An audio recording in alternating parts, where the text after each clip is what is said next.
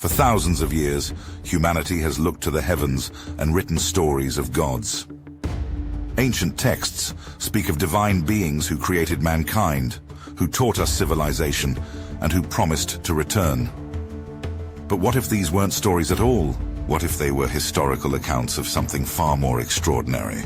Hidden in the sands of ancient Mesopotamia, over 200,000 clay tablets tell a story that would shatter our understanding of human history.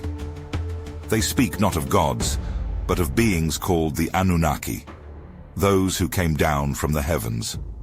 They tell of kings who lived for tens of thousands of years, of genetic engineering in humanity's distant past, and of a truth so profound it has been hidden in plain sight for millennia. Could these ancient texts be evidence that we are not alone? That we have never been alone? And could the truth about humanity's origins be more extraordinary than we ever imagined? Ancient astronaut theorists suggest the answer might change. Everything we think we know about who we are and what we might become. In the 1500s, as colonial powers began excavating the ancient sites of Mesopotamia, they made an extraordinary discovery. Buried beneath millennia of desert sand lay over 200,000 clay tablets, their surfaces covered with strange markings that would remain a mystery for over 3 centuries. But what these tablets contained would prove more incredible than anyone could have imagined. For hundreds of years, scholars dismissed these ancient etchings as mere decoration, primitive art from a primitive time. But in 1835, everything changed. A British military officer named Henry Rawlinson, working for what appeared to be a simple tea company, made a discovery that would unlock the greatest mystery of the ancient world. But this was no ordinary tea company. The East India Company commanded armies, controlled nations, and held a secret interest in one specific location, the Behistun Cliff in southwestern Iran. Could it be that this powerful corporation knew something about these ancient texts that others didn't? Ancient astronaut theorists suggest the answer is a profound yes. On this cliff face, Rawlinson found something extraordinary. An inscription carved in 3 different languages, including the mysterious markings found on the Mesopotamian tablets. This was no mere decoration, this was writing. But what these tablets actually said would shake the foundations of human history. These weren't just ordinary records. Mixed among mundane accounts of business transactions and legal contracts lay something far more profound, the oldest stories ever written. Stories that spoke of beings from the sky. Stories that described technologies that shouldn't have existed. Stories that told of mankind's true beginnings. But even more incredibly, these tales wouldn't remain buried in ancient Mesopotamia. They would resurface, transformed in the most unexpected place, in the very foundations of Western civilization itself. And in 1896, one man would discover a connection so controversial it would shake 2 world religions to their core. Professor Nathaniel Schmidt was one of America's leading scholars in Semitic languages. For 11 years, he had served with distinction at Colgate University, teaching Hebrew, Aramaic, Coptic, Arabic, Syriac, and other ancient languages. But when he began comparing the newly translated Sumerian tablets to biblical texts, he found something extraordinary, something that would end his career. The stories of Adam and Eve, of Cain and Abel, of the Great Flood. Schmidt discovered these weren't original to the Bible at all. They were retellings of much older Sumerian accounts. But there was something even more shocking in his findings, something that would lead to him being tried for heresy and stripped of his position. These weren't just similar stories. They were exactly the same tales, but with one crucial difference. In their original form, they weren't about gods at all. Could this be why Schmidt's discoveries were considered so dangerous? What was in these ancient tablets that threatened the established order so profoundly? And perhaps most incredibly, could they hold a truth about humanity's origins so explosive that even today, Some would prefer it remain buried. Ancient astronaut theorists suggest the answer lies in what happened next. For centuries, scholars have studied the Bible's original Hebrew text, analyzing every word, every phrase, every subtle nuance of meaning. But hidden within these ancient passages lies something extraordinary, a linguistic anomaly so profound it challenges everything we thought we knew about our religious traditions. In the very first chapter of Genesis, the Hebrew text doesn't use a singular word for God. Instead, it uses a mysterious plural term, Elohim. But what makes this even more extraordinary is how this word behaves in the text. Let us make man in our image, the Elohim declare. The man has become like one of us. These passages might be telling us something history has forgotten. When we trace this word to its roots, we discover something astonishing. Elohim doesn't mean God at all. It means the powerful ones. Throughout the text we find another word, Yahweh. This name, given to Moses centuries after these stories were first told, appears mysteriously in tales that predate its own origin. The evidence suggests a massive editorial undertaking, one designed to transform ancient historical accounts into religious doctrine. The implications become even more extraordinary when we examine the parallel narratives. The biblical account of Adam and Eve, the story of Cain and Abel, the Great Flood, the Tower of Babel. Each of these narratives appears in much older Sumerian texts, and in their original versions these weren't stories about divine intervention. They were detailed accounts of genetic manipulation, population control, and advanced technology that shouldn't have existed in humanity's ancient past. But perhaps the most compelling evidence lies in the story of Abraham himself, the patriarch of three major world religions. The biblical account tells us he came from Ur of the Chaldees, a sophisticated Sumerian city. This could explain how these ancient Sumerian stories found their way into biblical tradition. We might be looking at the missing link that connects humanity's true origin story to its later religious interpretations. In the 6th century BCE, something remarkable happened. Historical analysis reveals this is when the Hebrew texts underwent a massive editing process, a process that would transform these ancient accounts into something else entirely. But why? What was in these original stories that needed to be changed? What truths were being hidden? The answer lies in what these original texts actually described. Accounts so shocking they would revolutionize our understanding of human origins. Because in their original form, these weren't stories about gods at all. They were detailed historical accounts of beings called the Anunnaki, and their interactions with early humans were far more direct, far more physical, and far more technological than anything we've been led to believe. But if these accounts are true, they raise an even more profound question. Could evidence of these beings still exist today? The answer appears to be hidden in one of the most controversial documents ever discovered, a record of impossible kings who ruled for tens of thousands of years. Among the thousands of clay tablets discovered in ancient Mesopotamia, one document stands out. A record so extraordinary, it defies all conventional explanation. The Sumerian king list, at first glance, appears to be a simple historical document, recording the succession of monarchs in the ancient world. But within its carefully etched lines lies something impossible. The most recent kings on the list ruled for normal human lifespans, 20, 30, perhaps 40 years. But as we move backward through time, something inexplicable happens. Suddenly, we encounter a dynasty that lasted 24,510 years. 3 months and 3.5 days. The precision is staggering, a hallmark of Sumerian culture, the very civilization that gave us our modern measurements of time. 60 minutes in an hour, 60 seconds in a minute, 360 degrees in a circle. But what comes next challenges everything we think we know about human history. The dynasty that preceded the Great Flood ruled for 241,000 years, shared between just 8 kings, an average reign of more than 30,000 years each. Could these numbers be symbolic? Ancient astronaut theorists suggest the answer is a decisive no, because these impossibly long reigns appear in the same document, using the same units of measurement as the historically verified kings that came later. What if these weren't simply kings, but something else entirely?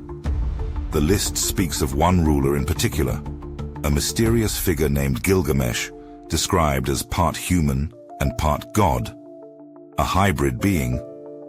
In 2003, surrounded by American troops, in war-torn Iraq, archaeologists made an extraordinary discovery, what they believed to be Gilgamesh's tomb. But what happened next would raise more questions than answers. The tomb's location was confirmed, the discovery was announced, and then nothing. No excavation, no investigation, no DNA testing. After 16 years of waiting, authorities simply decided not to investigate any further. But this wasn't an isolated incident. In 1927, British archaeologist Leonard Woolley discovered the remains of another ancient Sumerian ruler, Queen Puabi. Her tomb, her bones, preserved for over 4,500 years. With modern technology, we could easily test her DNA, confirm her origins, unlock the secrets of these impossibly long-lived rulers. And yet, once again, authorities have decided not to investigate any further. What are they afraid they might find? Could the Sumerian king list be more than a historical document? Could it be evidence of non-human rulers governing early human civilization? And if so, who were these beings with lifespans that made them appear immortal to primitive humans? Ancient astronaut theorists suggest the answer lies in understanding who, or what, the Anunnaki really were. The ancient Sumerian texts speak of beings called the Anunnaki. But who, or what, were they? Modern translations have dismissed them as mere nobility, simple rulers of an ancient civilization. But a deeper analysis reveals something far more extraordinary. When we break down the word itself, we discover a shocking truth. Anu, the heavens. Kai, earth. The Anunnaki weren't just rulers. They were those who came down from the heavens to earth. But it's what they did when they arrived that would change human history forever. The texts describe a sophisticated hierarchy, dominated by 2 powerful brothers, Enlil, the supreme commander, and Enki, leader of the Earth Project. But these weren't simple tribal chiefs. The tablets describe them commanding technologies we can barely comprehend even today. Genetic engineering, space travel, weapons of almost unlimited power. But why did they come? The answer lies deep beneath the Earth's surface. The tablets speak of an urgent mission, the need for massive quantities of gold. Not gold for jewelry or currency, but something far more exotic. Monoatomic gold, a substance with properties so extraordinary that even today's scientists are only beginning to understand its potential. The evidence suggests these mysterious mines discovered in South Africa, some dating back hundreds of thousands of years, aren't just ancient human excavations. They're the remnants of an extraterrestrial mining operation on an industrial scale. But there was a problem. The Anunnaki's own workers, it seems, rebelled against the harsh conditions of Earth's mines. They needed a solution, a new workforce. And this is where the story takes an extraordinary turn. The tablets describe in remarkable detail a genetic engineering project led by Enki himself. Using sequences of their own genetic code, they took an existing primate and created something entirely new. Human beings, specifically designed for labor in the mines. The implications stagger the imagination. This could explain one of the most puzzling mysteries of human evolution. The sudden appearance of Homo sapiens, with our unique capabilities, and inexplicable genetic modifications.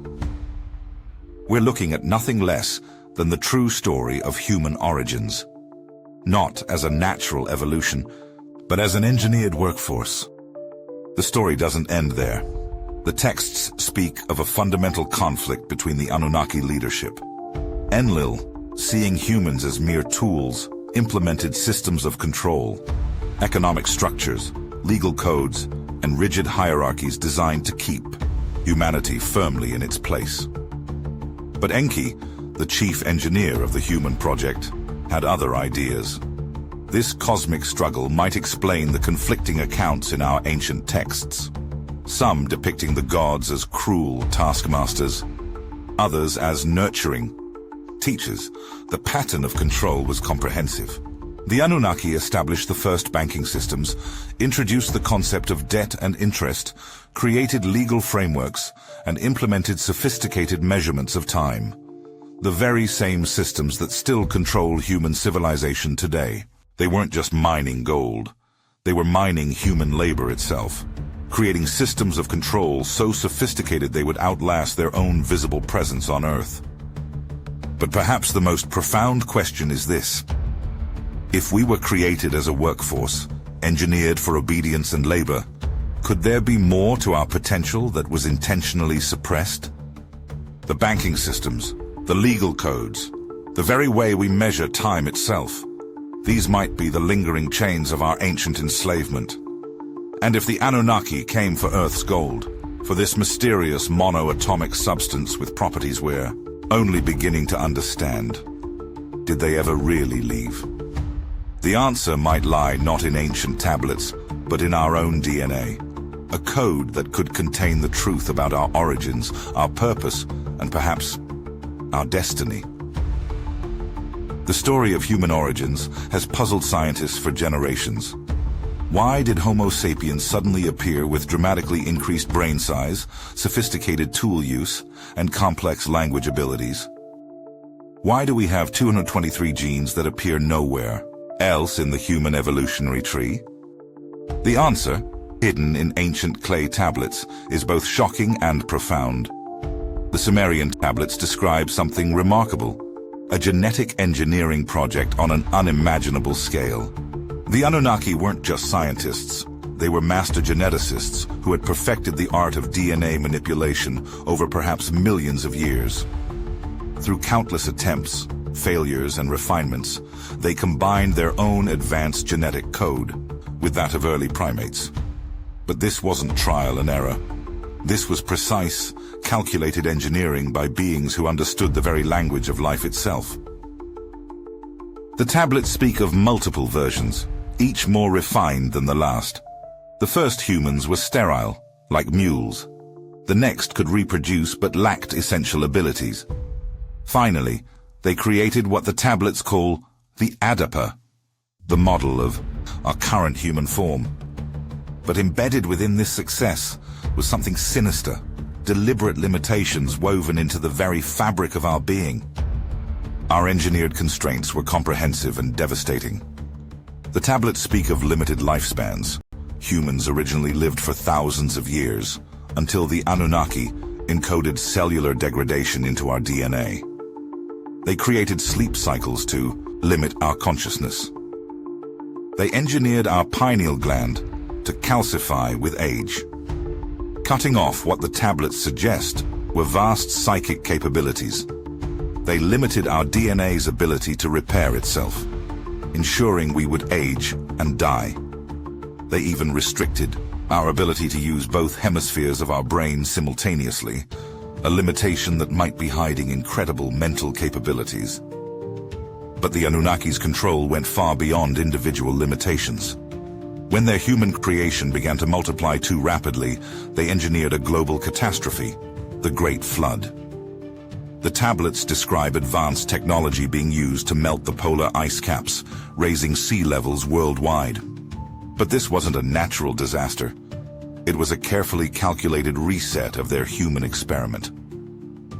When humans began developing sophisticated methods of communication and cooperation, the Anunnaki responded with what we know as the Tower of Babel incident. But this wasn't just about language. The tablets describe a type of neurological weapon, one that scrambled humanity's ability to access higher cognitive functions and communicate telepathically. This could explain why humans today only use a small percentage of our brain's true potential. Perhaps most chilling were the restrictions placed on human consciousness itself. The tablets speak of a deliberate downgrade, a genetic modification that limited our ability to perceive other dimensions, blocked our connection to higher frequencies of reality, and trapped us in a limited three-dimensional perspective. This could explain why humans can only perceive less than 1% of the light spectrum and hear only a tiny fraction of existing sound frequencies. The evidence appears in myths and legends from every corner of the globe, each telling the same story in different ways. The Greek god Prometheus, giving humans limited fire, but not all divine powers. The Norse god Odin, restricting human access to certain runes of power. Native American stories of the Star People, setting boundaries for human development. Chinese legends of the goddess Nuwa, limiting human lifespan. These aren't mere myths. They're historical accounts of our engineered diminishment. Even more intriguing are the numerous anomalies in human physiology that suggest engineered restrictions. Unlike other mammals, we cannot regenerate damaged organs, a capability that appears deliberately switched off. Our DNA itself holds clues. A mysterious third strand that appears dormant, and an astounding 97% of genetic code that modern science still cannot explain. The very way our cells age and die appears artificially limited. Following a program unlike any other creature on Earth, our sensory capabilities tell an even stranger story. We perceive only a tiny fraction of the electromagnetic spectrum. Our memory seems deliberately constrained, and our pineal gland, which ancient texts describe as the seat of higher consciousness, appears designed to calcify and shut down as we age. Even our brain chemistry seems precisely engineered to inhibit access to higher states of consciousness. These limitations are far too precise, far too specific to be anything but intentional. But the most extraordinary part of this story isn't about our limitations, it's about our potential. Because embedded within these same tablets is evidence that not all the Anunnaki agreed with these restrictions. Some, led by Enki, the master, geneticist himself, sought to help humanity break free from these engineered constraints. And their methods of awakening human consciousness, of activating our dormant DNA, of bypassing our artificial limitations, these secrets may have been preserved in ancient traditions that survive to this very day.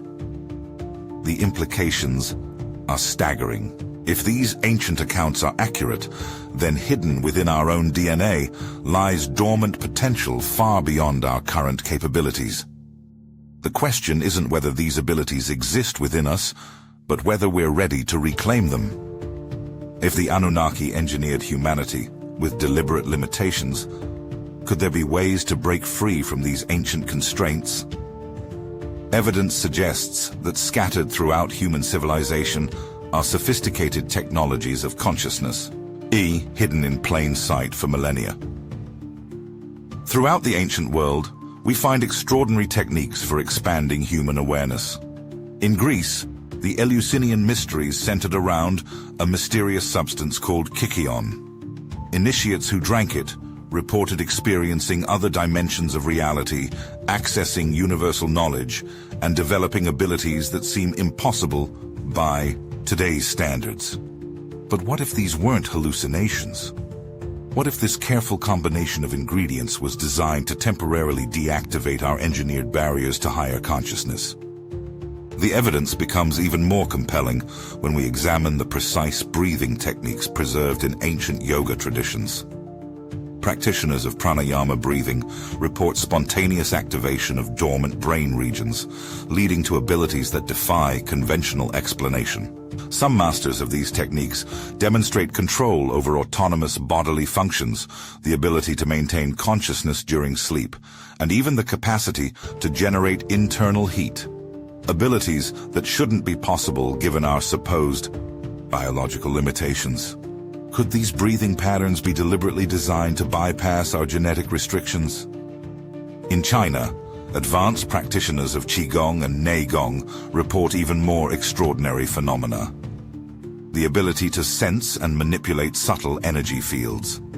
The power to influence electrical devices. Some even demonstrate the capacity to accelerate or slow biological processes in other living beings. Researchers suggest these abilities might represent the reactivation of dormant genetic potential. Capabilities that were standard features of our original design before they were deliberately suppressed. The traditions of shamanic cultures offer yet another layer of evidence. From the Americas to Australia, indigenous peoples speak of techniques to access the dream time, a state of consciousness where perceived reality becomes malleable. Advanced practitioners report the ability to remote view distant locations, communicate telepathically with plants and animals, and even influence weather patterns. But could these centuries-old practices be sophisticated technologies in disguise, designed to help humanity reclaim its cosmic inheritance? Modern science is beginning to verify aspects of these ancient practices. Studies of long-term meditators show increased gray matter density in regions of the brain previously thought to be fixed. Research on yogic masters reveals inexplicable abilities to control heart rate, body temperature, and even cellular regeneration. Some practitioners demonstrate the ability to activate specific genes through consciousness alone, a capability that mainstream science once considered impossible. But perhaps even more profound are the systems of control we've inherited from our ancient engineers. The Sumerian legacy surrounds us in ways we barely recognize. Our entire concept of time, the 60-second minute, the 60-minute hour, the 24-hour day, comes directly from their mathematical system. Our banking structure, with its concepts of interest and debt, mirrors their ancient templates. Even our legal codes, with their emphasis on punishment and retribution, trace back to Sumerian origins. Could these familiar structures be sophisticated mechanisms of control designed to keep humanity trapped in limited awareness? Consider this. The modern work week keeps us locked in a cycle of labor and rest that mirrors ancient mining shifts. Our obsession with time measurement forces us to fragment our consciousness into small, manageable units. The banking system keeps us focused on survival and accumulation rather than the expansion of awareness. These aren't just social constructs. Evidence suggests they may be carefully designed programs to maintain our limited state of consciousness. But something extraordinary is happening. Across the globe, practitioners of these ancient arts report accelerating results. The pineal gland, that mysterious organ the Egyptians called the seat of the soul, shows signs of reactivation through specific sonic frequencies and light exposure. Our so-called junk DNA, which some researchers suggest contains dormant Anunnaki genetic codes, demonstrates unusual activity during deep meditative states. Even our limited spectrum perception appears to be expanding in individuals who practice certain ancient techniques. The implications are staggering. Through specific combinations of sound frequencies, practitioners report accessing states of consciousness where they can perceive multiple dimensions simultaneously. Advanced yogic techniques appear to activate dormant energy centers in the body, leading to abilities that seem almost supernatural, from spontaneous healing to direct knowledge download. Some Qigong masters demonstrate the ability to affect matter at the quantum level, suggesting our current understanding of human potential barely scratches the surface. Could we be approaching a moment prophesied in texts around the world, a time when humanity's dormant capabilities begin to reawaken? When our deliberately suppressed DNA sequences start to reactivate? when we finally break free from the limitations engineered into our being and reclaim our true potential as a species. The evidence suggests we might be on the verge of the greatest transformation in human history. Not an evolution, but a restoration of what we were always meant to be.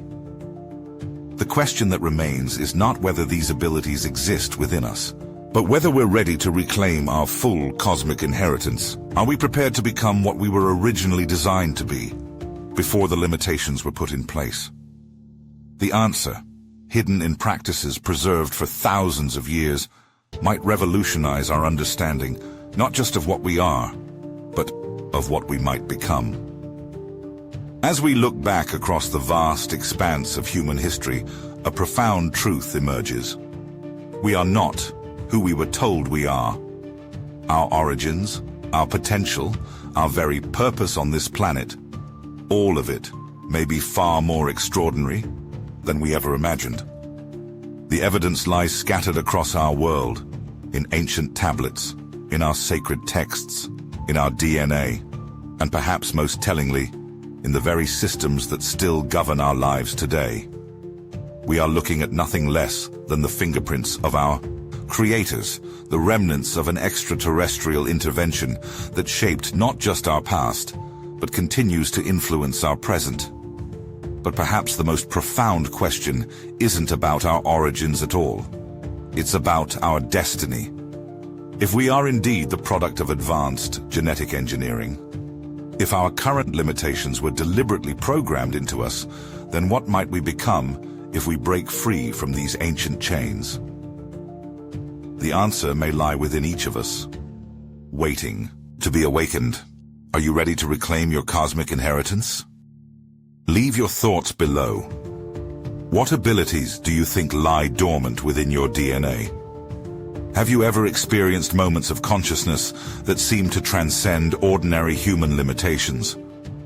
Could you be carrying the genetic key to humanity's next great leap? This is Oblivion X, taking you beyond the veil of ordinary history. If you felt this information resonating with your deeper truth, make sure to like, subscribe, and hit that notification bell. Together, we're uncovering the real story of human origins, one shocking revelation at a time.